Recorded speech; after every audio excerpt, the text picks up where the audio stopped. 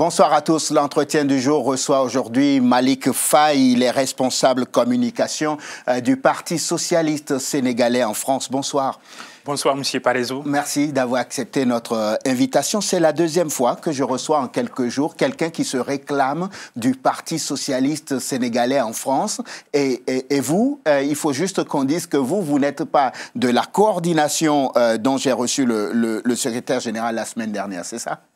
Non, il faut plutôt dire qu'il y a un seul parti socialiste en France, que ce parti socialiste a une direction collégiale, que dans cette direction collégiale, il y a 5 personnes, que cette direction collégiale est dirigée par quelqu'un qui s'appelle Abdourahmane Diallo, secondé par Seydouli, Malick Faye, Migné Ndiaye et Abdoulaye Sène.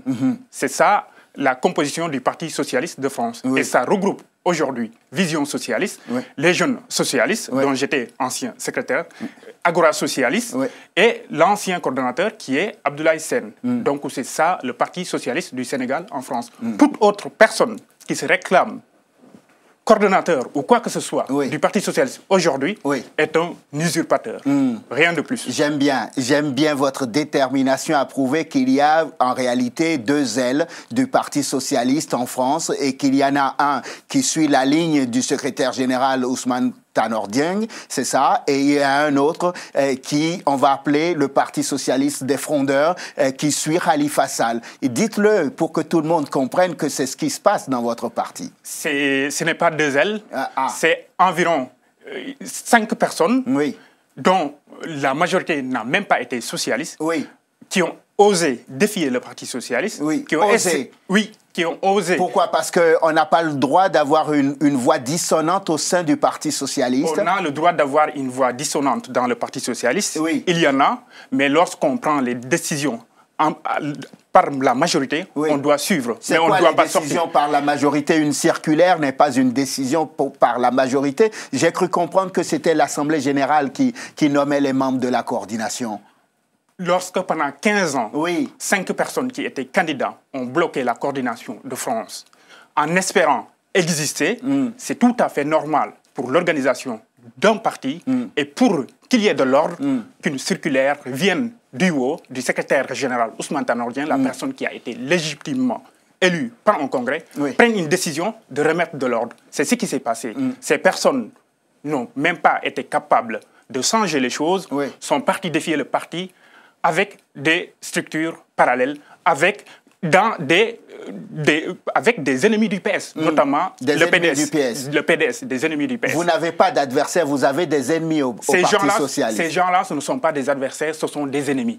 Des ennemis parce qu'ils ont pris le masque du Parti socialiste pour le tuer de l'intérieur, ce qui ne peut pas fonctionner. Monsieur et on le voit aujourd'hui. On essaye de guider nos téléspectateurs pour qu'ils nous suivent, pour que nous ne soyons pas emportés par la passion qu'il y a sur le plateau.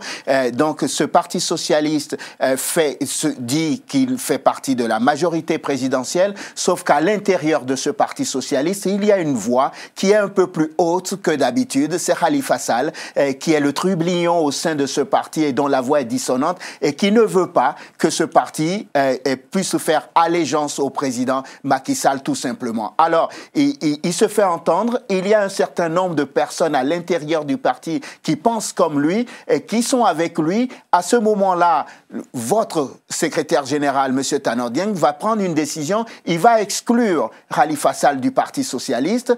En France, il y a un groupe de jeunes aussi, le Parti socialiste sénégalais en France, une coordination, et pour court-circuiter que ce ne soit les gens qui soutiennent Khalifa Sall, qui prennent la tête de la coordination, il va sortir une circulaire qui est anti-statutaire.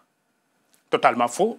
D'abord, sur le cas Khalifa Sall, c'est lui-même qui a proclamé en 2014 la victoire de Tanor Dieng, suite à un scrutin du parti, totalement légitime et démocratique, qui a fait d'Ousmane Tanor Dieng le secrétaire général du parti.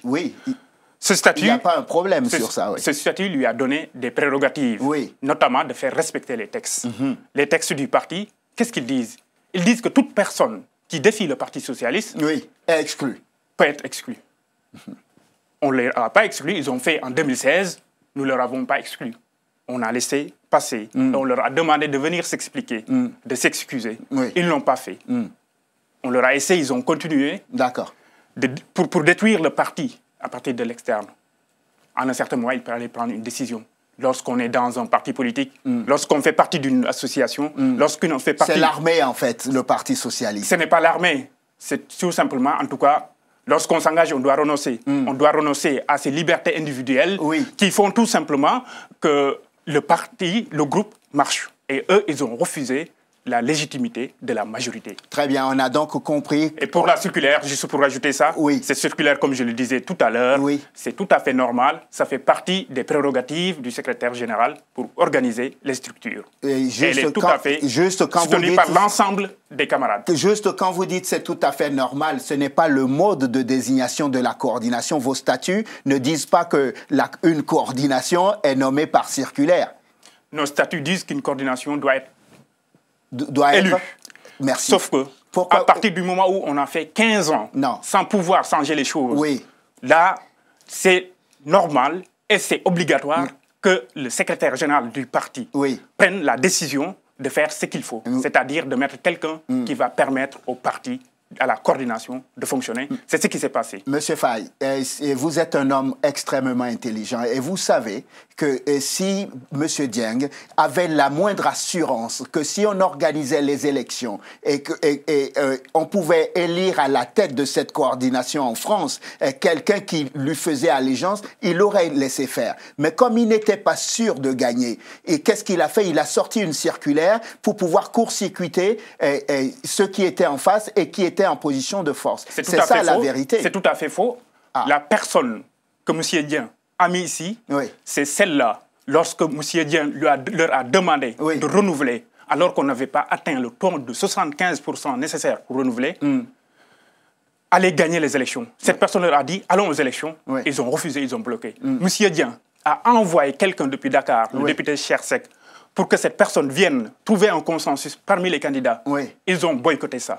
Monsieur Dieng a laissé les personnes qui étaient là pour trouver une porte de sortie. Il l'a fait pendant 7 ans.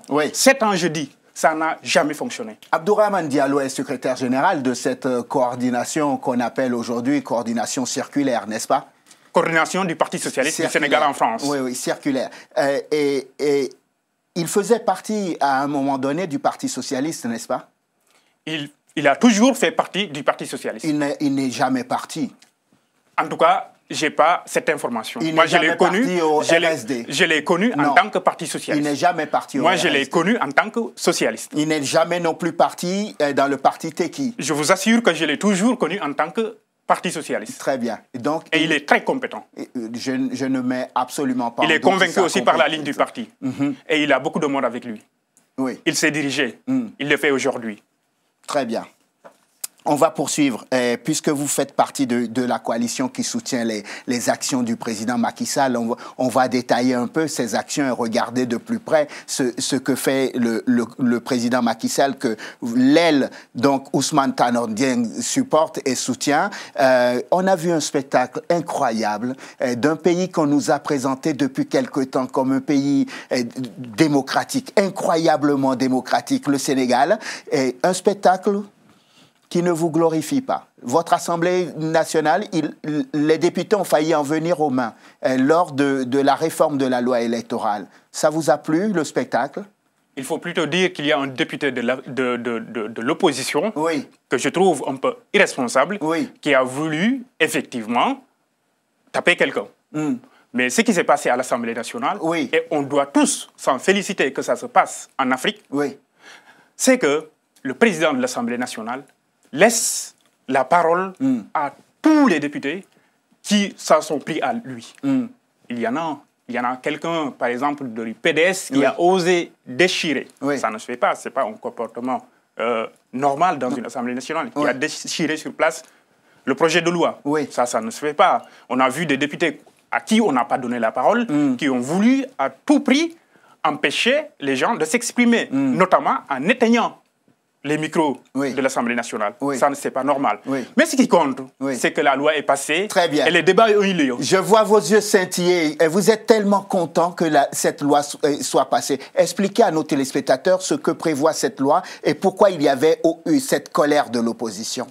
Je suis très content, tout simplement parce que c'est quelque chose que le Parti socialiste défend et a toujours défendu. Dans un pays où il y a plus de 300 partis, dont la majorité des partis n'a pas plus de 100 personnes, c'est quand même tout à fait normal que lorsqu'on impose à des personnes de la société civile la loi des parrainages, qu'on puisse l'imposer au Parti socialiste. Les partis socialistes ne devraient pas, les partis, en tout cas du manière générale, ne devraient pas quand même s'opposer à ça. Juste pour la loi, on dit tout simplement que pour pouvoir être candidat, il faut que la personne récolte 8%, parce qu'ils l'ont abaissé 0,8%. Avant, on avait dit 1%, maintenant on a dit 0,8%. Il y a un seuil haut qui est de 1% et le minimum 0,8%. Donc on a imposé aux candidats des partis politiques, comme on l'a imposé aux candidats de la société civile, et depuis 1995, d'avoir ces parrainages dans cette région différente. Ce n'est pas compliqué d'avoir quand même le pourcentage qui est de 135 000 signatures sur 15 millions d'habitants. Donc résumons et schématisons pour que nos téléspectateurs comprennent, parce que nous ne faisons pas cette émission pour nous, mais pour eux. Au Sénégal, il y a quelques jours, à l'Assemblée nationale, la loi électorale a été modifiée. Et on a introduit à l'intérieur de cette loi électorale désormais quelque chose, on va appeler ça un gendarme couché, pour empêcher certains candidats. Mais on en reparle tout à l'heure. Il faut désormais, pour être candidat à l'élection présidentielle, recueillir au minimum 65 000 signatures dans 7 régions différentes du Sénégal. N'est-ce pas? C'est ça. C'est ce que dit la loi. Oui, c'est ce que dit la loi. Mais ce que vous appelez gendarme couché, ce n'est pas un gendarme couché. C'est toute une armée qui est debout. L'armée, c'est le peuple sénégalais. Si on n'avait pas ça, on aurait une personne qui sort de nulle part et qui serait parrainée par des loges qu'on ne sait pas, qui serait parrainée par des forces obscures, comme ça s'est toujours passé dans toutes les élections du monde, pour pouvoir venir briguer le suffrage des Sénégalais. Lorsque 65 000 Sénégalais décident que telle personne ira au candidat, personne ne peut l'empêcher. Et c'est ça qu'il faut saluer. Ça fait le deuxième argument que vous me donnez. Vous me dites, la première chose, et l'idée, la réflexion qui a guidé le gouvernement à introduire donc cette réforme, c'était de se dire, il y a plus de 300 partis politiques et nous ne pouvons pas continuer comme ça, et parfois les partis ne représentent qu'eux-mêmes ou leur président. Ou leur famille, donc pour limiter des candidatures abusives. Première chose, nous ne sommes peut-être plus en démocratie, deuxième chose, vous venez de me dire, ça permet aussi que des loges ou des forces obscures ne se cachent derrière un candidat et ne le portent au pouvoir. C'est ça? Alors, je pense que vous vous êtes trompé. Les arguments du pouvoir, c'est d'abord... ce que vous venez de me dire, j'ai mal compris sans doute. Vous avez mal interprété. Très bien. Effectivement, vous avez mal interprété. Expliquez-moi. Les objectifs du pouvoir et les objectifs de l'opposition d'avant de changer d'avis, parce qu'ils ont changé d'avis en fait. L'objectif au départ, c'était tout simplement de réduire les dépenses. Si on a 100 candidats, c'est impossible de les organiser. Ça fait le troisième argument que vous me donnez. Il y a autre chose, le budget. Pour organiser les élections, c'est de l'argent. Un candidat, c'est plusieurs millions. 2 candidats, c'est le double. Imaginez, vous avez 100. Donc, ça pèse sur le budget économique, raison économique, raison de transparence et raison aussi de permettre aux Sénégalais de pouvoir se décider. Parce que ce qui s'est passé aux législatives, par exemple, vous avez des passages télévision, ce qui est obligatoire, pendant lesquels il y a 2 heures de temps, même plus, pendant lesquels les candidats se succèdent. On n'écoute plus personne et on ne sait plus qui est qui. Si on en sort au premier tour, mais ça pose problème. On ne va pas connaître qui est là pour le pays, qui a un programme et qui s'exprimera. C'est ça qu'il faut éviter. Et vous faites un mauvais procès à cette loi. Je ne fais pas de procès. Je constate et je vous pose la question. Parce que vous avez repris justement les arguments de l'opposition. Non, pas du tout. Ce que je veux dire, je vous pose les questions et j'essaye de comprendre ce qui se passe dans votre pays. Et je vais vous faire comprendre. Merci. Vous allez comprendre ce qui se passe aux États-Unis, par exemple. Oui. Mais il y a tout un processus, 1 an, pour arriver à choisir 2 personnes sur lesquelles... Ça s'appelle des primaires à l'intérieur de partis. Ce n'est pas la même chose que de limiter la candidature des gens. Mais là, on ne limite absolument rien. Les primaires, c'est le peuple qui décide. Et il n'y a pas plus légitime que le peuple qui vous dise forcément vous allez. Les gens qui mettent en avant le fait que le président veuille filtrer des candidats. Mais ils n'ont pas raison. Ils sont d'une mauvaise foi absolue. Si quelqu'un réussit à avoir le double de ce qui est demandé, c'est impossible de dire qu'on peut l'enlever. C'est pas possible. Parce que tout simplement, les parrainages, on peut les vérifier. Les personnes existent. Et donc, il suffit tout simplement de les regrouper. Si on dit qu'on a enlevé les 200 personnes, par exemple, qui ont parrainé à Dakar, ces personnes n'ont qu'à sortir et dire non, on a parrainé. Dans ce cas, même si le pouvoir voulait, il va finir par reculer. Ce ne sont pas des herses qui sont placés sur le chemin des candidats. Il n'y a absolument pas, en tout cas, d'obstacle pour un candidat sérieux, pour un candidat qui mérite de représenter les Sénégalais. Qui mérite de représenter les Sénégalais. Du coup, je commence à me dire que le Parti socialiste a déjà son candidat pour la présidentielle, n'est-ce pas? Le Parti socialiste a son candidat depuis très longtemps. Le Parti socialiste s'inscrit dans une démarche de stabilité du pays. Le Parti socialiste veut que le Sénégal émerge. Le Parti socialiste veut aujourd'hui que l'ensemble des Sénégalais profitent des ressources qui existent aujourd'hui. Ce que fera le Parti socialiste est clair. Nous sommes ici, nous sommes dans une coalition. Lorsqu'on part en coalition, on doit choisir la personne qui sera en mesure de continuer ce que nous avons fait ensemble. N'est-ce pas? Nous en avons fait ensemble. Pourquoi pas Macky Sall? Moi, personnellement, ça ne me dérange pas. À partir du moment où il va prendre en compte l'ensemble des avis du Parti socialiste, qu'il va faire une politique sociale, parce que nous, ça nous tient à cœur. Pourquoi l'a-t-il pas fait depuis 5 ans? Il le fait. Moi, je suis d'un village du Sénégal. Tout ce qui existait là-bas n'existe pas aujourd'hui. C'est grâce à Macky Sall. Il y a ce qu'on appelle le PIDC. En tout cas, c'est grâce à l'ensemble du gouvernement, parce que dans ce gouvernement, nous avons le ministre de l'Éducation nationale, qui est le secrétaire aux élections du Parti socialiste, Serigne Mbaye Thiam. Nous avons aussi le ministre de l'élevage qui s'appelle Aminata Mbengue Ndiaye. C'est des gens qui font un travail formidable. Vous savez qu'en Afrique, on dit souvent que personne ne montre son champ de la main gauche. Personne ne dit que son pain est froid. Non, mais en tout cas, lorsqu'on peut vérifier les choses, lorsqu'on le dit, c'est qu'on les voit. Moi, je ne suis pas quelqu'un qui va vous avancer des choses auxquelles je ne crois pas. Je le crois, je vois de mes yeux, de mes propres yeux. Je sais que l'éducation, ça a changé. Certes, il y a des grèves là qui viennent d'ailleurs de s'arrêter, parce que les syndicats ont repris les cours, mais ce que j'ai vu depuis ma naissance et ce que j'ai vu actuellement, il y a beaucoup de changements. Lorsque je dis ma naissance, peut-être c'est certainement pas sous notre présidence, la présidence socialiste. C'est entre 2000 et 2012, puis à partir de 2012 jusqu'à présent. Il y a énormément de changements. En fait, vous avez, au Parti socialiste, Tanor Dieng, vous avez parfois... Le Parti socialiste de Tanor Dieng, dirigé par Tanor Dieng. Ce n'est même pas son parti, c'est le Parti socialiste. C'est ce que je suis en train de dire. L'aile qui supporte Tanor Dieng, vous avez la mémoire sélective. Donc, du coup, au moment où le PS était au pouvoir, tout allait bien. Quand le PDS est arrivé, tout allait mal. Et quand maintenant un de vos alliés est au pouvoir, l'APR, avec la coalition au pouvoir, tout va bien à nouveau. Nous n'avons pas dit ça. C'est ce que vous êtes en train de me dire. Non, lorsque le Parti socialiste était là, il y a des Vous m'avez dit depuis ma naissance. Après, vous m'avez dit non, pas quand Diouf était là. Il y a ce que je connais. Il y a ce que je sais et ce que je ne sais pas. Ce que je sais, c'est que lorsque le Parti socialiste était là, il y a des choses qu'on n'a pas bien fait.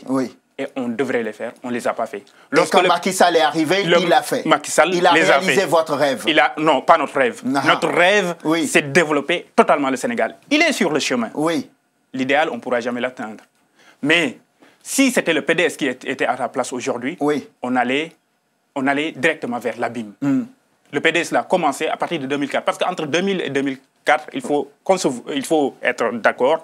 Et il faut être honnête pour dire que le PDS avait travaillé. Mais à partir de 2004, Wade n'a fait que des milliardaires au détriment du peuple. Et lorsque Macky Sall est venu, il a essayé d'équilibrer. Cet équilibrage a commencé par ce qu'on appelle le PIDC, par l'entrepreneuriat des jeunes. On aide énormément.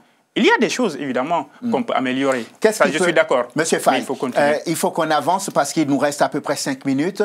N'allons pas dans tous les sens, recentrons-nous. Qu'est-ce qui peut s'opposer à la réélection aujourd'hui de Macky Sall. Il a déjà envoyé Khalifa Sall en prison, il a fait exiler le fils du président Wade, Karim Wade, et tiens, à l'Assemblée nationale, il va y avoir une deuxième réforme de la loi électorale. Vous confirmez ou pas?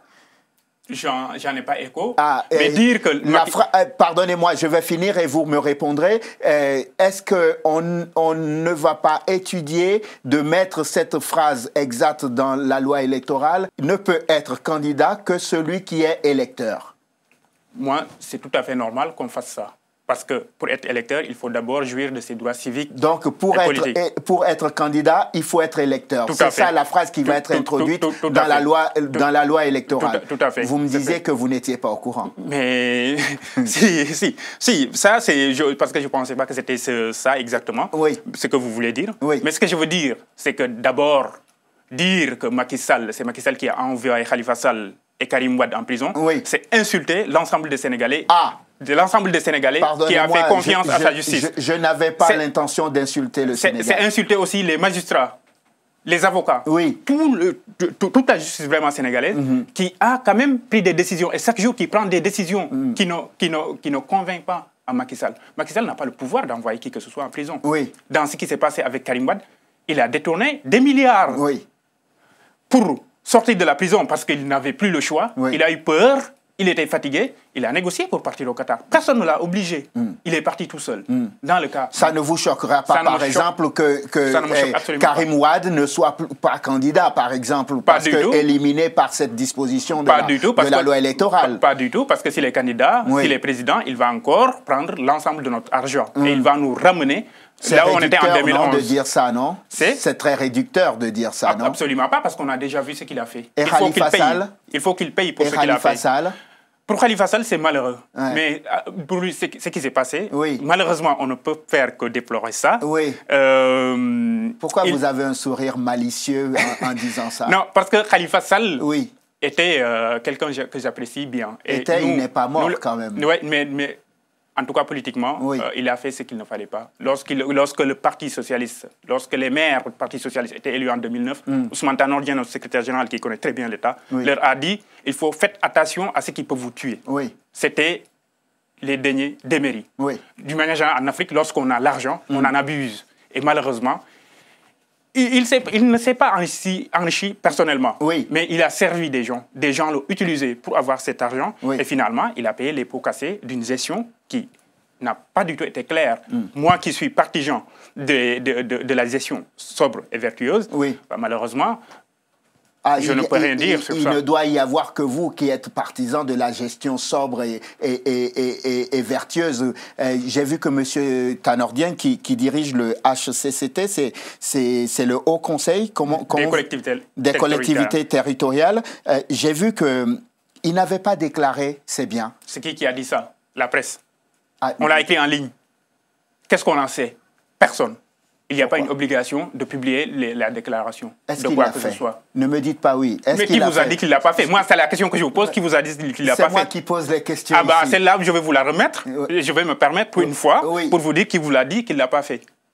Est-ce qu'il l'a fait? Qui vous a dit qu'il ne l'a pas fait? Donc, vous ne voulez pas répondre à ma question?